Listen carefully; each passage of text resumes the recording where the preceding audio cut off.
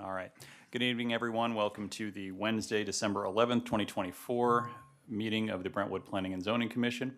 If you could please call the meeting to order, and if you could please join me in the Pledge of Allegiance. I pledge allegiance to the flag of the United States of America and to the republic for which it stands, God, indivisible.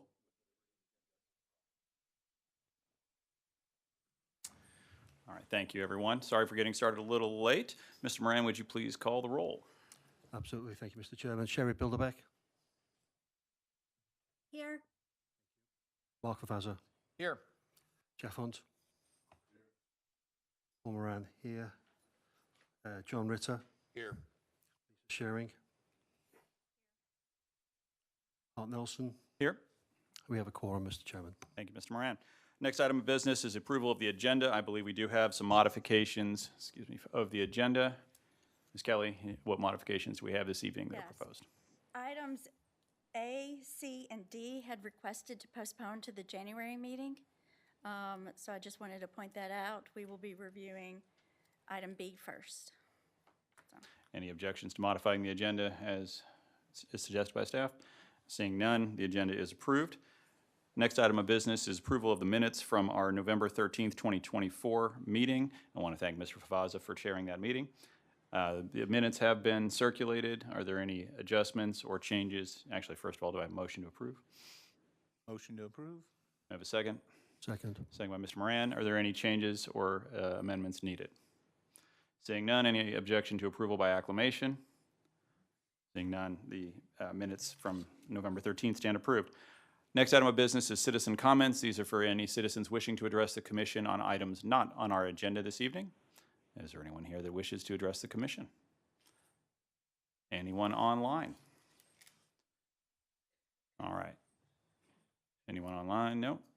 Moving along, we have no old business, and we have a few items of new business. The first will be P&Z. This is 24023, Brentwood Public Library Site Development Plan, Lot Consolidation, Rezoning, and Comprehensive Sign Plan for 2201 South Brentwood Boulevard. Is the applicant or their representative here this evening? If you could, please step forward, state your name, and tell us a little bit about your application here this evening. Hi there. My name is Stephen Kessel. I'm an architect at Arcturus and speaking on behalf of the Brentwood Public Library Design Team. I have the board members with me as well. I have a printout, physical document that I would like to pass out. Then is it possible to also maybe digitally present or? Yes. While you hand that out, I'll help you get set up.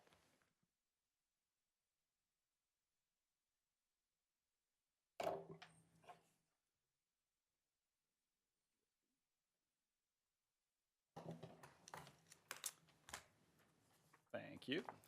Actually, can we get an extra one of those? Because I believe Ms. Bilderbeck's going to want one, and I will make sure she has one.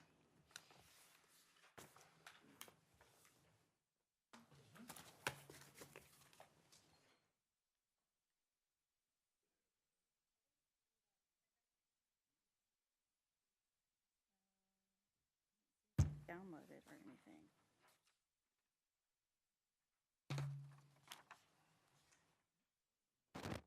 Pops up when you. Yeah.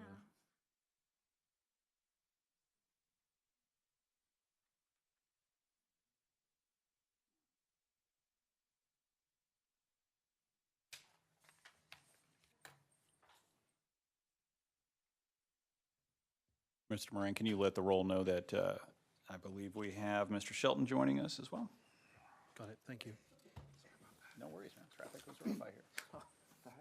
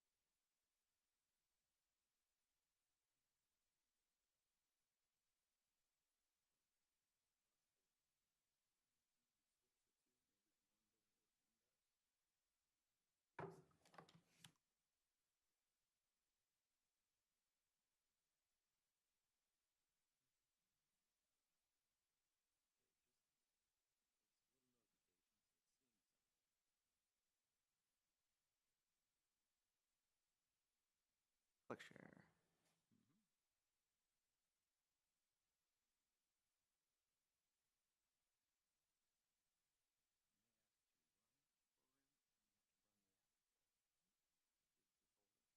Popped up.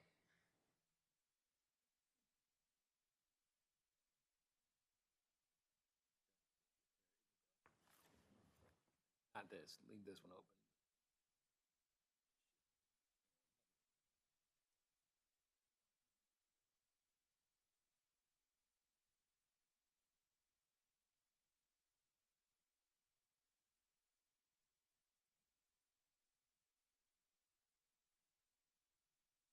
Oh, okay.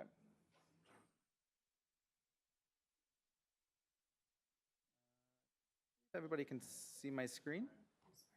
Mr. Carlin has also joined. Thank you. Noted. Thank you, Mr. Moran.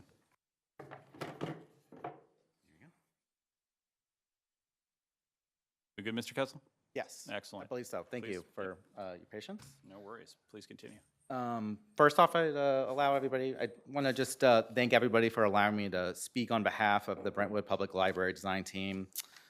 It really has been a privilege to be able to work with dedicated members of the library board and work on such a wonderful project. I think we can all agree libraries are vital to the health and well-being of the community, and the city of Brentwood's commitment is not only evidenced in the large amount of community engagement that we've had, but as well as the passing of the Proposition L.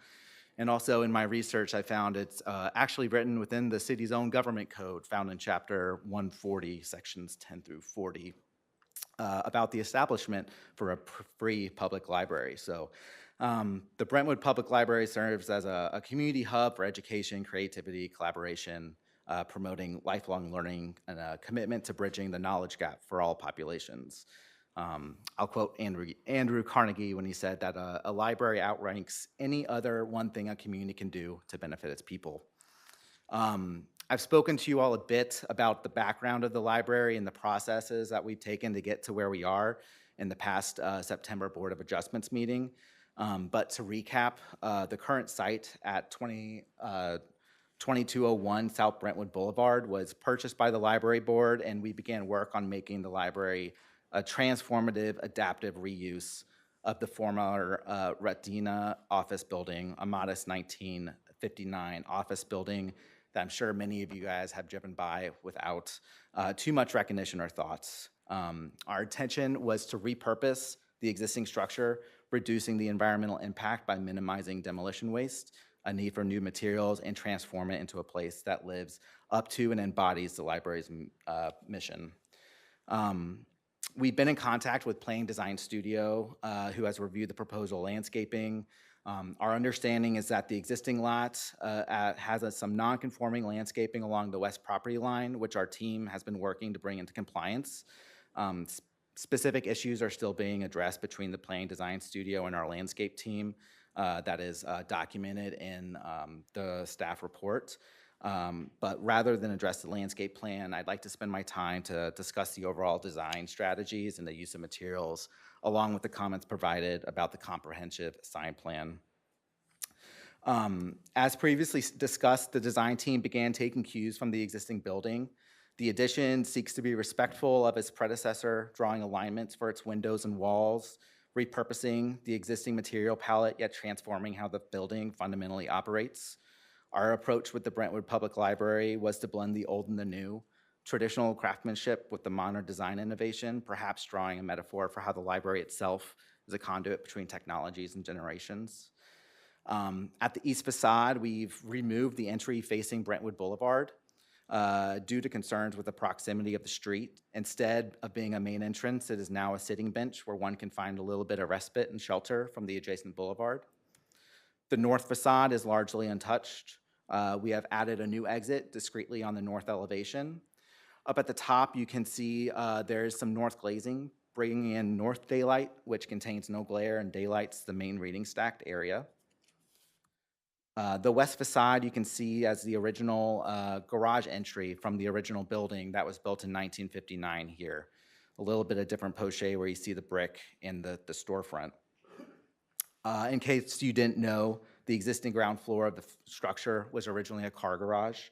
meaning that the library renovation has required creative and bespoke engineering solutions to ensure that the Brentwood Public Library would maintain a warm and welcoming space for all. The existing constraints, specifically with the structure and the floor heights, have required additional HVAC units on the rooftop that we've been providing screening for, as you can see in these elevations. The current HVAC design reutilizes 3 existing rooftop units, along with the addition of 7 smaller units, all serving the addition and the renovation. Each rooftop unit will individually control a zone or a room via local thermostats. The design team has worked to consolidate the placement of these units as much as in order to minimize the amount of enclosures required. As you can see, kind of as we rotate down the building, you can see some of the mechanical enclosures that have been comments on the zoning board review. The main thing I wanted to talk to you about was the south facade, which is the repositioned entrance and what we consider to be the new face of the Brentwood Library. The bottom story is a floor-to-ceiling glass storefront, which connects children's spaces, teen spaces, a reading lounge to the exterior courtyard. The glass storefront elevates the second story, consisting of a custom brick articulation and a picture frame window. The custom brick wall contains an articulated brick that undulates in and out to form a format that provides a typographical image that bears the letters library. When put into construction documents or 2D drawings, the contrast of the lettering can seem quite stark. In reality, using the same masonry materials creates a subtle shift that is revealed mainly through shadow and perspective. Moved too obliquely in the lettering is intentionally dissolved into the textured facade created by the brick articulation. Brick itself is an amazing foundational material in architecture. In St. Louis, it holds a special historical and cultural significance due to the city's abundance of rich clay deposits. Prior to the arch, brick actually defined St. Louis's architectural identity. It was a city known for showcasing its craftsmanship. Made available through advances in technology and the building methods, brick articulation in architecture is a newer technique that creates unique textures and patterns, visual effects, creating depth, dimension, and interest to an otherwise flat wall. This technique is used to play with light and shadow, catching sunlight at varying angles throughout the day to create dynamic facades, changing hour each day, each season for a new experience. We've gathered some examples of other projects utilizing a similar technique here. However, it is difficult to capture this effect in 2D. Brick itself is a natural material. Each brick has bearing in one way or another, but it comes together to form a whole. The library letters may seem more noticeable at a certain degree or angle. However, it can disappear entirely if viewed from straight on. So here we can see the southwest corner, obviously a different impact from the northwest corner, but however, looked on straight on south, it could disappear entirely if viewed on and the light is correct. This playful nature provides unexpected moments. It provokes a sense of joy and discovery found within architecture, a physical embodiment of the library's mission. Brentwood Public Library was to blend the old and the new, traditional craftsmanship with modern design and innovation. To achieve this look, we needed to design each individual brick along the facade. The design team used the Franklin Gothic font, a landmark American typography valued for its bold and clean design, as a basis for how to sculpt the brickwork. Each of the overall dimensions of the letter are 11 feet high, 11 feet 9.5 inches high, and a little over 66 feet long, approximately around 787.5 square feet. However, this is just a portion of the larger 1,574 square foot brick facade, which completes the composition. The lettering is merely the absence of the facade's brick articulation, is not something that is attached or painted. The Planning and Zoning Committee report, which I believe you all have, has recommended to limit the square footage of the maximum signage to 250 square feet, a number that is referenced in section 410, 120, paragraph A, section 2, line 3. The report, however, does not acknowledge the larger 1,574 square feet of adjacent brick articulation with However, if the intent is to reduce the typographical letters to 250 square feet, then the library design has issues that have become apparent when considering the resolution available with the standard masonry sizes. The lettering unfortunately becomes pixelated in a convoluted way that creates an undesirable and unattractive effect that you guys can see in the pink lines there. Looking at specific language within the code, I believe there's a gray area between what is being proposed at the Brentwood Public Library and what is legally defined as a sign within the municipal code. The typographical image is not an additional device. It's not a fixture. It's not a placard or a structure that is attached to the building, but is rather the building itself. The typographic lettering is not painted, nor do they protrude past the facade, but is instead formed through the absence of the facade's brick articulation. The definitions of a building sign and a wall sign insinuate that the signage is an additional appendage that is attached to the building, and emphasis of mine being on the attachment. While the typographic letter does communicate information, this is not a new phenomenon within the architecture for a building to visually communicate its purpose through its form, material, or ornamentation. With the above reasons in mind, I asked the Planning and Zoning Committee and the members of the board to not apply the city's sign regulations limiting the library brickwork to 250 square feet and allow the custom brick articulation as shown.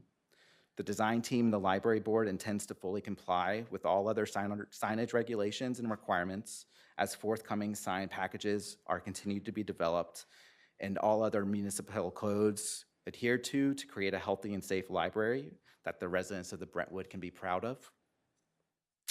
I thank you for your time. I don't know if Ed wants to speak or anybody from the board can continue my remarks. However, I would like to end on a quote from Albert Einstein, who said, "The only thing you absolutely have to know is the location of the library." Thank you for your time.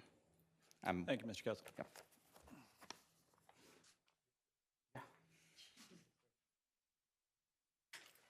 Good to see some familiar faces. I'm Ed Wright Jr. I'm president of the board of directors for the library. And I just wanted to emphasize that when we had probably about 15 public hearings and meetings when we were going for Prop L, every ward, Board of Aldermen, PTOs, all kinds of Brentwood Force. And when we had the schematics up and the drawings up, the library on the side of the building was one of those ooh and ah moments. People looked at that and they said, that is really cool. That just stands out and it really sets the building apart. And so we are very hopeful that you will approve this variance, and we appreciate the opportunity to be here tonight. So thank you. Thank you, Mr. Wright. We'll go our normal, since I know we have a lot of folks here, normally we will then return to staff reports. We'll do that, and we'll take questions from the commission and then questions from any members of the public on this particular application. So, Ms. Kelly, staff report, please.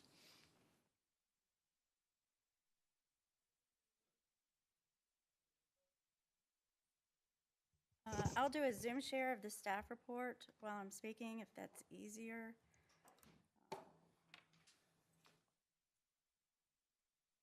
So, as the applicant has indicated, they are seeking approval of a new site plan for the addition of the former Retina Institute. It does include also a rezoning and the lot consolidation, as well as the comprehensive sign plan for the site.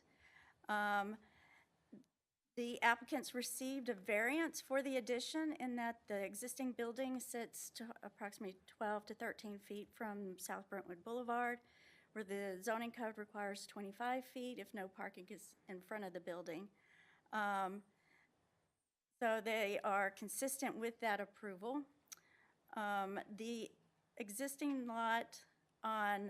The existing parking on the Moritz property, 8814 Moritz, is actually Zone B, single-family residential, so that the setback requirements of the PD district requiring a buffer will not be met on this, as it's pre-existing non-conforming, but we do want to include it all on one lot and have it properly zoned as planned development overlay district. The applicant's contention that this library on the south facade is not a sign, it It clearly identifies the building and the use of the building, and it is a new facade on the building, therefore it does constitute the sign, and that's why we're here for the comprehensive sign plan. And our attorney can speak to the legality of that. The comprehensive sign plan does allow a waiver from the current sign code. The sign code does state that the maximum sign area should be 250 square feet for any other property. Therefore, that's why we made that recommendation. But again, the comprehensive sign plan does allow for variances of that sign standard. They have not indicated any future signage, as they had indicated that they had not developed the sign package for the entire building. So when they do that, if there is additional signage, that would have to come through as an amendment to the comprehensive sign plan if it gets approved tonight or at a later date. So my understanding correctly, Ms. Kelly, that I did see on one of the renderings that there was a sign, but that was not included as part of the comprehensive sign, or what's been submitted so far? I saw it in one of the Yes, renderings, I didn't see it in. On their proposal that they've submitted tonight, they are showing a sign down here that was not provided earlier. So I was not, Not part of what we're considering this yeah, evening. I did not include that. So if this gets postponed to a later date, we can revise that and include that as part of that sign package. Or if you want to approve it tonight, we would review it. It would be referenced, yeah. I have to come back for a review, okay.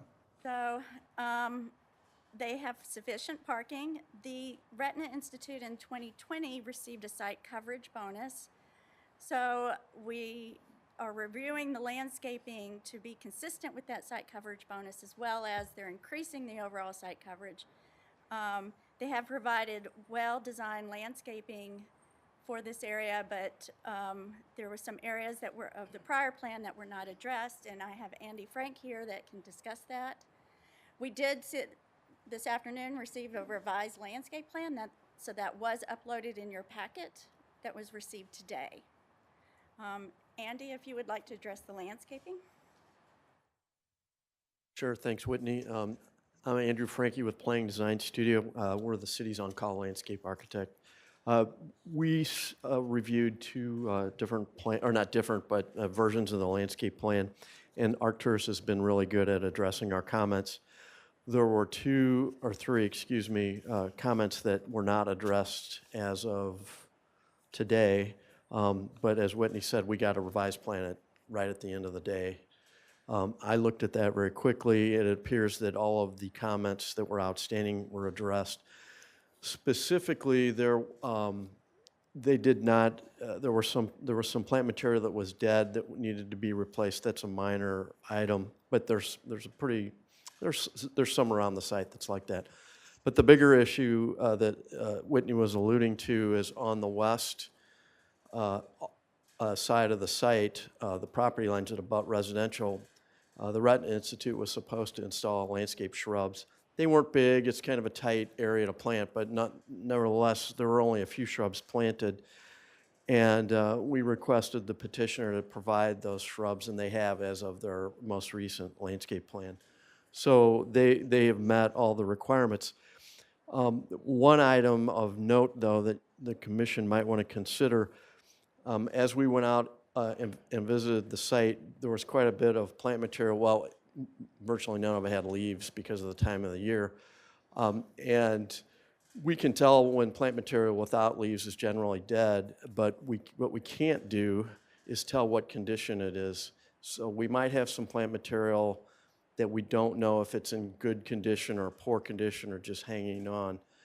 Given the magnitude of this project and the importance of it in the community, the commission might want to consider adding a condition to come back and evaluate the condition of the existing landscape when the new landscape is put in. So if there's dead material, it gets replaced, because the last thing we would want is all this new landscape material and then kind of dead or poor condition plant material. So the commission might want to consider adding that as a condition of this approval.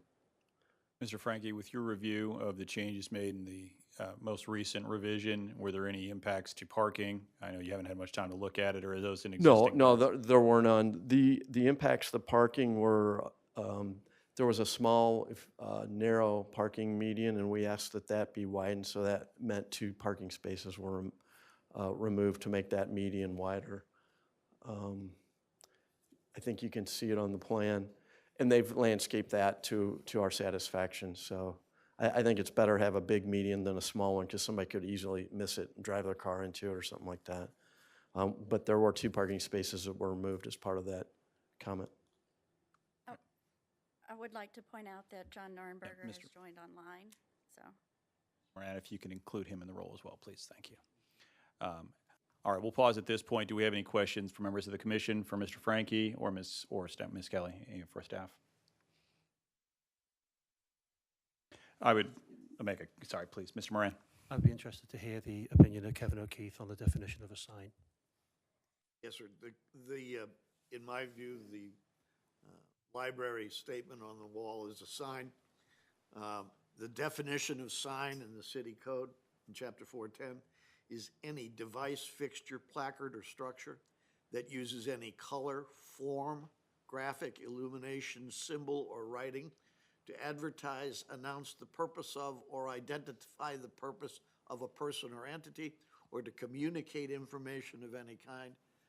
Obviously, the substance of the message is communicating the purpose of the building and the functions carried out there. It is identifiable to the viewer through the use of form and graphic. So I don't have any doubt that it's a sign. And it may be a debate over nothing of significance, since the application is for a comprehensive sign plan, which allows you to vary the restrictions of the sign code. Okay, thank you very much. I would echo that, which is I'm concerned about the idea put forward that we should ignore this as a sign, given that that creates a precedent that I don't believe is a precedent that the city wants. But we have in front of us a petition to make an exception to our rules as part of the comprehensive sign plan. I would just add, things can be 2 things at the same time. It may be art, it may be a lot of things, but it's a sign. It clearly conveys a message, which in this case is a word. So, all right. Any other questions from members of the commission? Yeah, I've got a question. I'm sorry, Mr. Moran, please. Sorry, thank you, Mr. Chairman. Often in these situations, people go to worst case scenarios and, well, if you allow this, then, oh my God, is there a worst case scenario if this is allowed or permitted that concerns you at all, Whitney? Well, the standards for comprehensive sign plan talk about this being subject to the commission and then the board's determination that this is advantageous to the public by reason of allowing it, that it creates flexibility in approaches to signage that are inventive and contributory, laudatory. Those kinds of standards are inherent in the commission and the board's authority to vary the sign regulations in a given instance. So I don't think that there's a precedent issue. The fact that a particular approach was approved at location A is a judgment matter, and I don't think it's binding in any respect on later. But, I mean, you do open the door to unusual and unforeseeable creativity, which is something the comprehensive sign ordinance is designed to encourage. So I would also put forward that this is a particularly unique building and unique purpose with a public purpose, so it is not a commercial property in that regard, and so that may allow us additional consideration in that respect. Other questions from members of the commission for staff? Ms. Bilderback, thank you very much, Jessica. Oop, we cannot hear you. You can hear me now? Got you. Okay, I thought I hit the button, but I didn't. Thank you. So on the sign, I absolutely view it as a sign, and we've discussed signs, I mean, for decades on the Planning and Zoning Commission. I can just foresee, though not technically a precedent, as the city attorney outlined, perhaps he used the words opening the door. I can just imagine the future conversations on these types of comprehensive sign plan requests that we'll get in the future from commercial businesses. And setting that aside, I just think it's awful. I think it looks like a billboard, and I'm not generally someone who's anti-sign, but I don't think it's I like the staff's comments, and I also don't view this as a comprehensive sign plan because they're throwing up a billboard size writing made out of brick as part of their building and nothing else other than something that kind of got shown at the last minute that staff hasn't even had a chance to look at. So I would not be supportive personally of viewing this as a comprehensive sign plan at all. It's one sign, and I'm not comfortable giving it any consideration as being anything other than in the sign code unless we have a comprehensive sign package proposed for the building in total. And even then, this sign is way, way too huge. So I just want to just put that out there from my perspective. And then also, I would love some clarification about the use of metal on the building. When I looked at the drawings, they weren't really in color. They were hard for me to understand. The print was really small on the notes about what materials were going where. So I would like to get a much better understanding of that and the use of metal as it also relates to the metal prohibitions on some things tied into certain streets and that our planning director put into the staff report. So maybe that is something that Ms. Kelly could address, and then perhaps the applicant could go into it a little bit more. Yes, I'd be happy to. So if you zoom in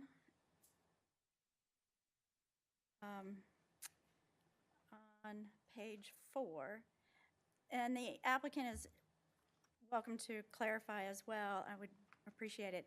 The metal is on the sides of what would be the skylights on top of the roof for those lights and around the screening of the equipment. And that was another comment that I didn't address, was that staff did recommend that all of the equipment should be within one screen instead of the individual. And that is something you can also discuss with the applicant. But where I found the metal was, you can see in this area, this standing seam, these are the little bit of metal on the new roof skylights that are being proposed. Mr. Kessel, can you talk about, I think, those issues and metal, and then their reason for multiple screens rather than a single continuous screen there? I think those are the points that we're looking. Yes. Thank you. We could also, I'm sorry, put the renderings up while we're having that discussion. I think they're more useful to understand it. Thank you. Sure.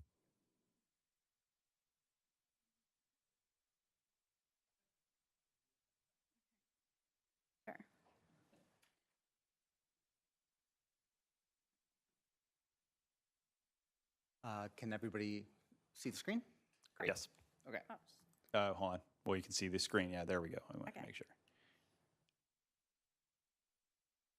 So the use of materials primarily is going to be masonry. The masonry is used to basically blend in with the existing Retina Institute.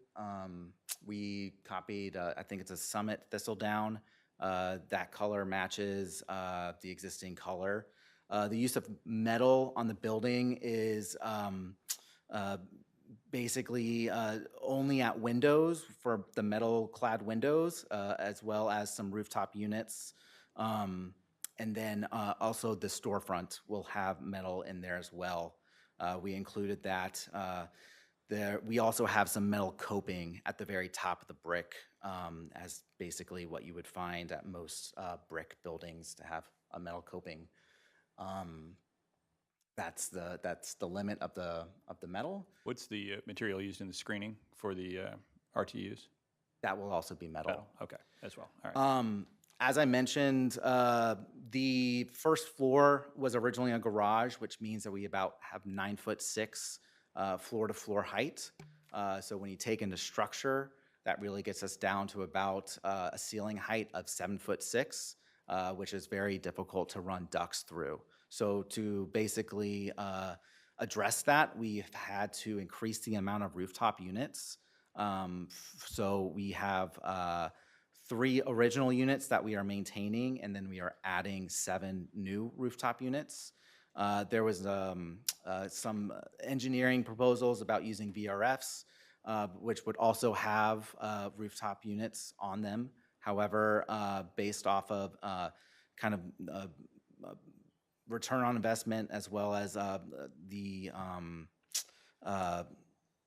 mechanical usage, we've gone and elected to use the 7 additional rooftop units. I'm sorry to interrupt, but I just want to point out, John, the material samples are near you at the other end if you want to start passing those around too. With the addition, it creates some issues with consolidating all of the rooftop units because a portion of the rooftop units need to be over the addition and the other portion need to be over the renovation.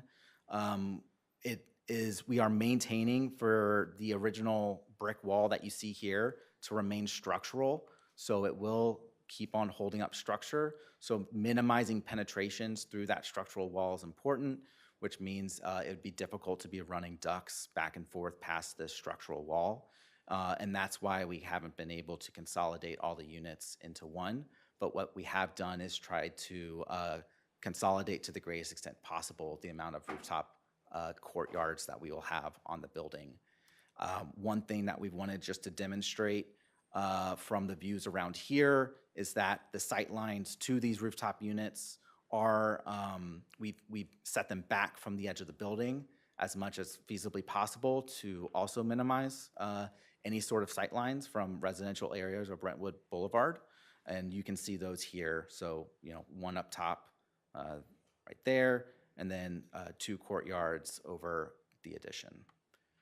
If there's any other questions about the mechanical strategies or the rooftop units or the screening, I'm happy to talk about them.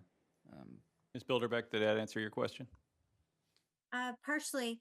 You had mentioned metal like related to the units. I just want to make sure that I understand what is the screening around them right now as proposed. As proposed, like what we see in these renders right now, it'd be Cityscapes is a product that is that is able to attach to the RTU units themselves. You see them most commercial applications. Basically, it's out of Ohio, and they have movable panels that you're able to adjust and service the units. And what do the panels look like? The panels, if you can see, they are louvered. I think the physical sample's over there. It's more of a silver color to try to blend in. And again, just a metal louvered screen. And the silver colors to blend in with what? It's just not too, we looked at renders with these being white, and it looked like it stuck out too much. The silver looked looked a little bit less conspicuous. Did you consider any applications that would be more consistent with like the general building materials? Well, or anything more creative? Like you were getting really creative with your sign, right? So did you have any creative ideas that would make that look better? For the rooftop units, we really didn't want to try to draw attention to them. I think the main idea is to try to emphasize the particular architectural elements that are found in the facade, not necessarily any of the rooftop screening for the mechanical units. If they're silver, I'm afraid that would stand out. Sherry, looking at it up close, it's kind of a grayish silver, so it's not shiny metallic. It's more of a flat. We've got Mr. Shelton and I are looking at it right now, so certainly something that we could provide. Yeah, it is not something I think that would reflect light or draw much attention from what we're looking at here. That's what my concern is. Like I want it to be a screen and be neutral. And when we were talking about like silver, it sounds like it has a metal look, and blending in with the units wasn't what I wanted. Blending in with the building so it's not noticeable is what we would want. Yeah, I think what I would describe this as is a kind of flat gray, a lighter gray, but a gray. Thank you. Let me ask That the answers my let me ask an questions for me. architect, actually, Mr. Carlin. What do you think? Is that, help me describe that? Yeah, I would agree. And I can expound when it's my turn to talk. Yeah, so. Understood. Ms. Bilderbeck, anything else? No, thank you very much, Mr. Chairman. Thank you. Mr. Carlin, please. Thank you. So I'll try to be brief. I appreciate the eloquent way you explained the importance of a civic project like a library. I have driven by the building, 20 years, as you've said. It's sort of very modestly mod, right? It has a little bit of something, and I think you guys are doing a wonderful job in bringing that out, right? So I sense that any quality that the building had, you've uncovered it for us, which I appreciate. I'm very much in favor of the overall proposal. I'll just get that out on the table for several reasons. One being I'm excited to see sort of, future-focused architecture in our city. That's encouraging to me, and so I appreciate that you're doing that. I appreciate the library for engaging in it in that way. I think I appreciate the eloquence of your argument about the sign. I think I agree. It probably is going to be seen as a sign. But what I'm wondering is, relative to the comprehensive sign plan, if you don't have the rest of the signage, it might be wise for us to take that to the site plan review or to a future meeting, because it's obviously going to have a lot of discussion. I'm in favor of it. I think it's clever. The importance of a library to our community can't be overstated, and I find it charming. Is that a word I can use? So your material choices are very restrained. This silver in question tends to, and this is my opinion as an architect, you put it up high, it tends to take on the colors of the sky on any particular day. Like, it doesn't really call attention to itself. It kind of does camouflage itself quite well, honestly. So I think that's a clever decision. The brick, as you said, the metal, carrying through, very tasteful, very elegant, and I would recommend that we find a way to approve something this ambitious and interesting for civic projects in our community. Thank you. Thank you, Mr. Carlin. One thing that, again, if we don't have a full comprehensive sign plan, it may be something appropriate for site plan review.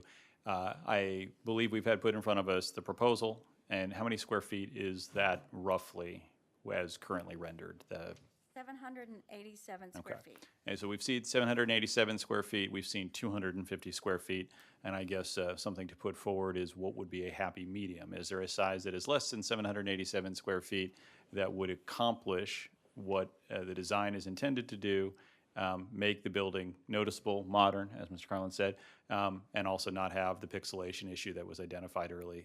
I think that there is at least some support that 250 square feet, which you wouldn't even need to show up in front of us to have that conversation about, may be too small. And so I think that that's something to consider as well, if there is something in between that may be reasonable. Mr. Favazzo. Back to the sign. Looking at, I don't know what page this is, but maybe this one. I don't know if you can put that up. That upper left where you just have like 4-point stars and detail. If that facade didn't have any letters in that and it was just like a design versus, would that be considered sign, or is that just artistic design?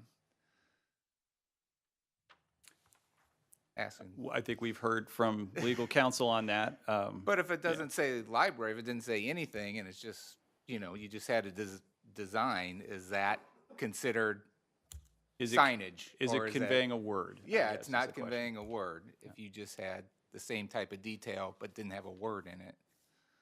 Well, if it That's can- not what we have in front of us, though. Yeah, I know. I'm just asking. The definition speaks to conveying any message or information of any kind. So if it didn't have a word, but you still had that same kind of detail, then it wouldn't be considered a sign. Architectural feature. Okay, that's an architectural feature.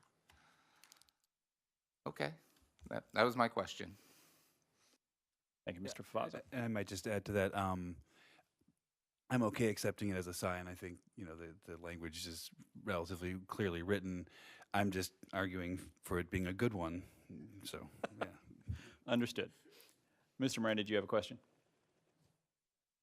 No, thank you. Any members of the public wishing to address the commission on this application? Sir, please, if you could, please come forward. If you could state your name. These are recorded, and so I'd appreciate that.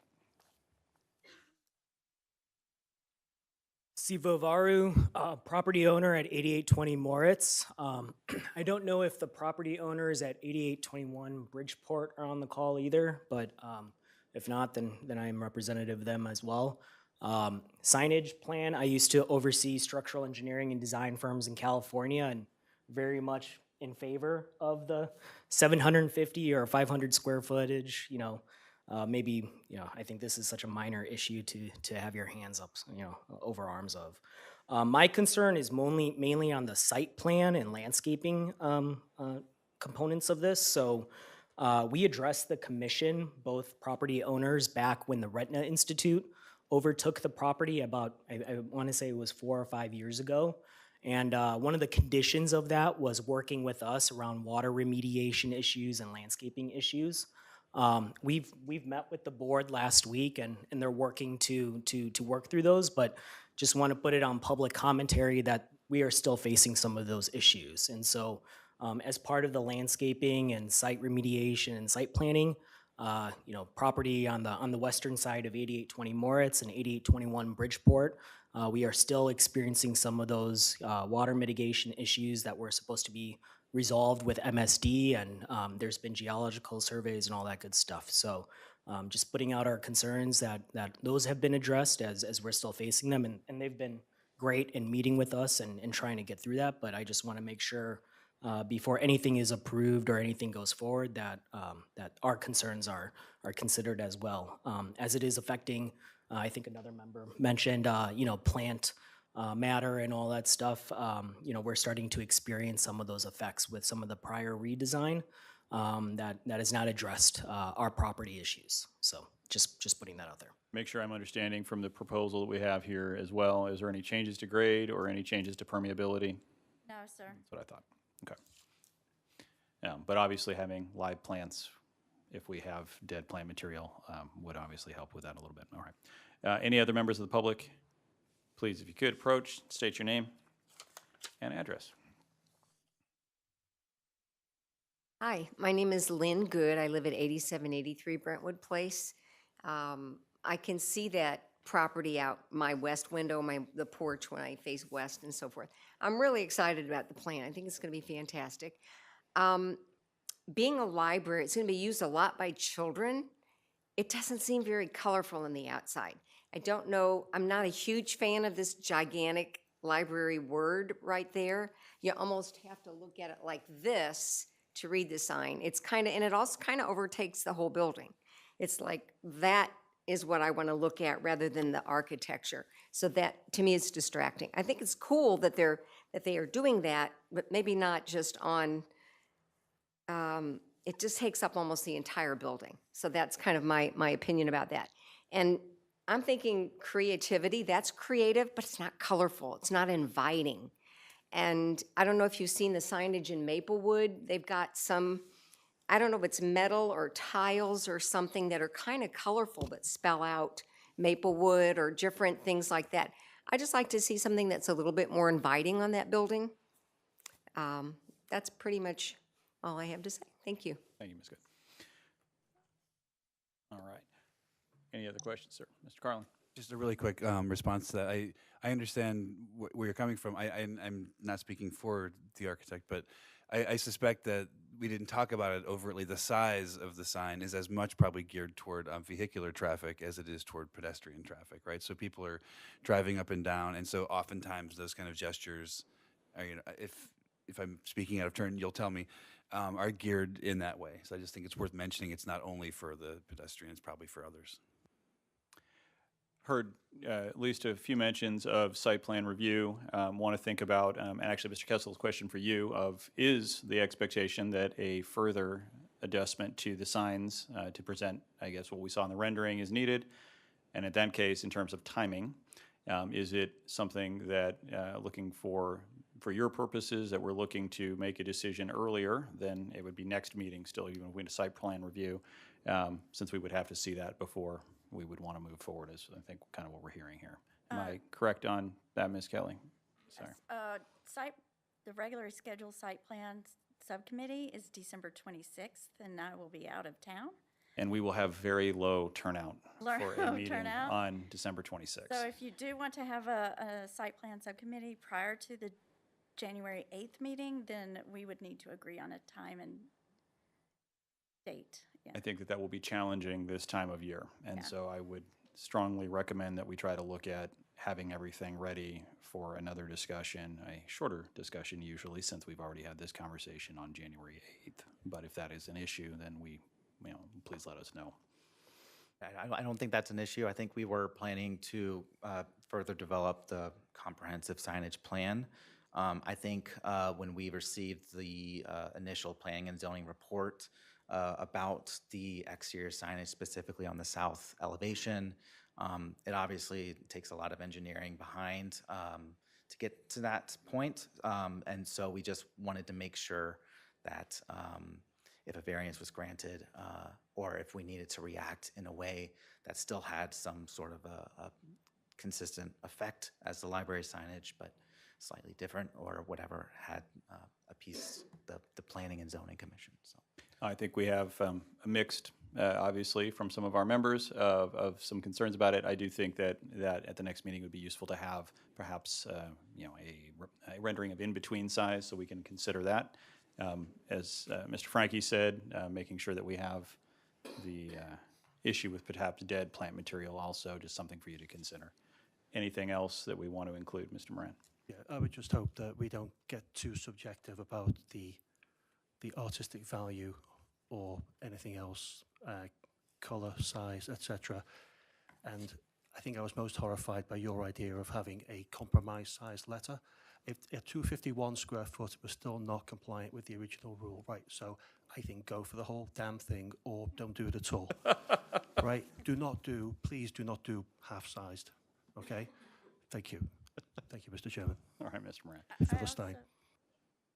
I just want to clarify the other recommendation regarding the rooftop screening, if Yep. that's something you want them to consider, is expanding it out so it encompasses the entire area. I think that will be a discussion, Ms. Bilderback's point of really just to understand why there are multiple. I understand that it's around the equipment itself, that's the model, but why not just to put up a continuous screen, I think is a question. And Ms. Bilderback, am I conveying your question correctly? You can speak for yourself, I guess. Because I think the material was resolved, and that was the only other thing that tied into the screening that Ms. Kelly had. And then other than the landscaping, like you talked about, my only other thing is that I just really view that sign as a billboard, and I think it's ostentatious on the side, and they need to come up with something different, in my humble opinion. All right. Mr. Carlin. One more, I apologize.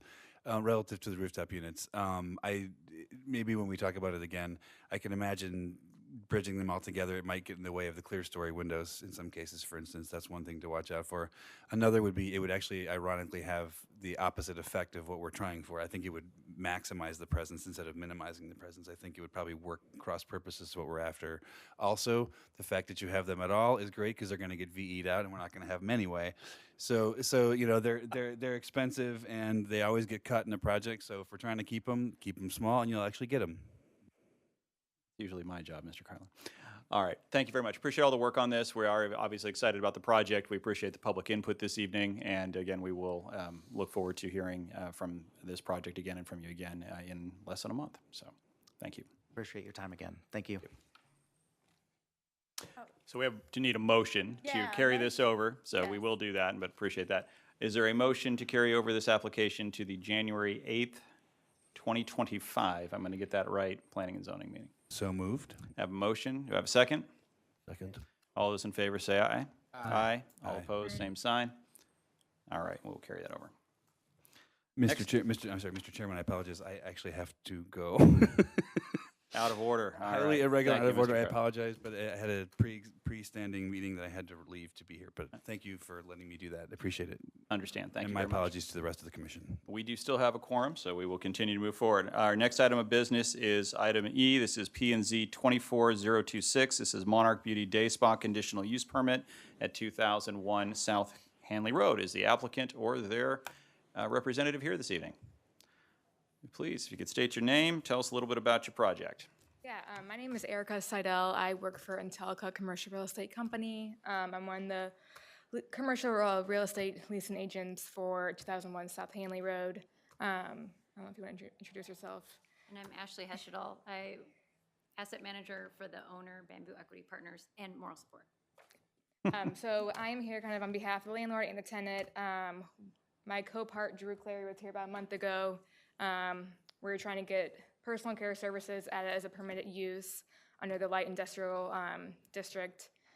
It was recommended that personal care services would be a better fit as a conditional use. So we're here to just kind of ask for that. I don't know if we need to reiterate everything from last meeting, but I guess initially, do you guys have any questions from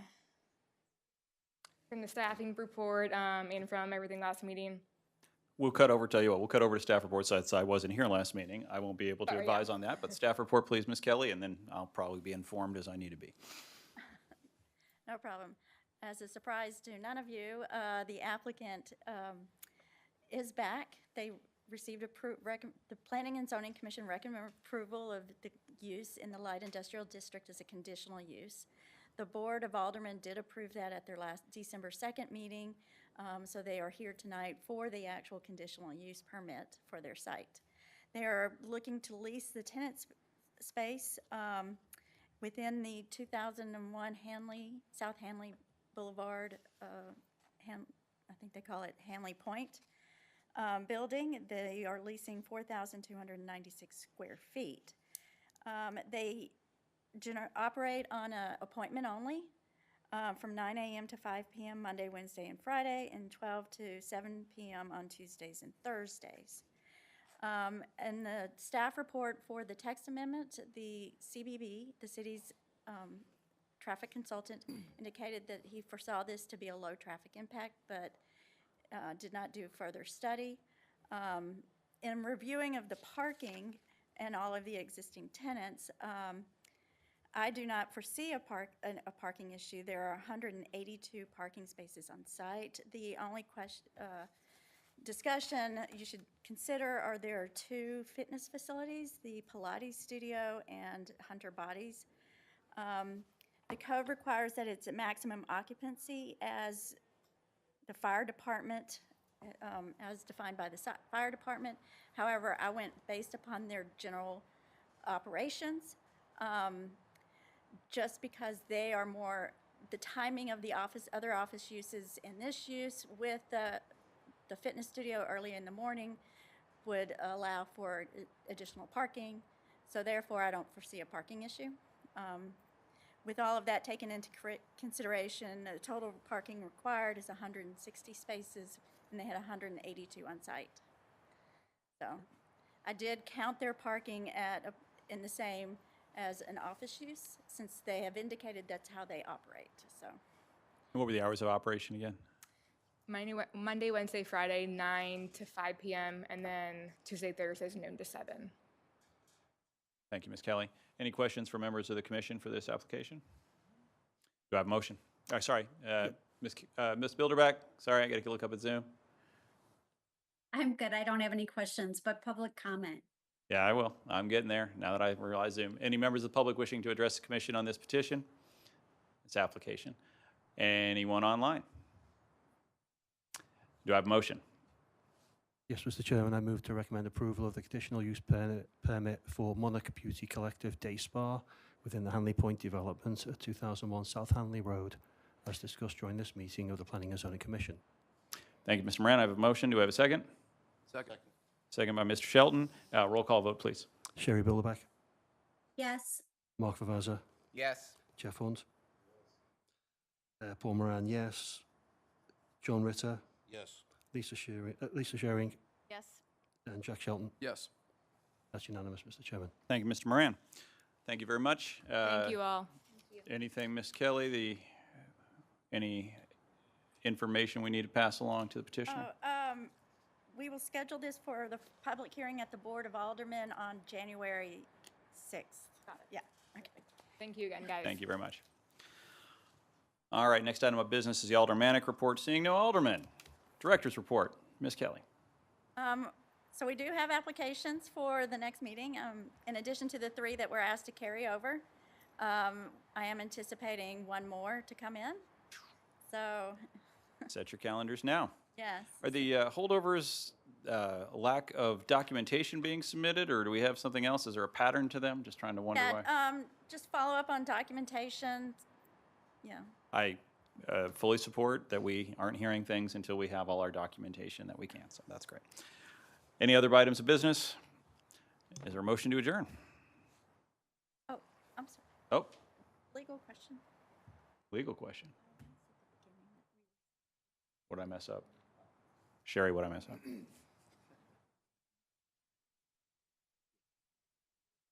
If we could, the applicants who requested postponement, it's really up to the board or the commission as to whether or not you want to grant that request. Why you would argue with them, I'm not sure, but if it might be That makes great sense. Do we want to do them individually or doesn't matter? All right. Is there a motion to approve the postponement of P&Z 2422, P&Z 2424, and P&Z 2425 to our next scheduled meeting on January 8th? I have a motion. Is there a second? Second. Second by Mr. Moran. I think that will be a voice vote. All in favor signify by saying aye. Aye. All opposed, same sign. Thank you, Mr. O'Keefe and Ms. Kelly, for keeping us on the right side of things. Is there a motion to adjourn? So moved. Motion by Ms. Bilderbeck. Do I have a second? Second. We stand adjourned. Sherry, I hope you feel better. Thanks for joining. We needed you.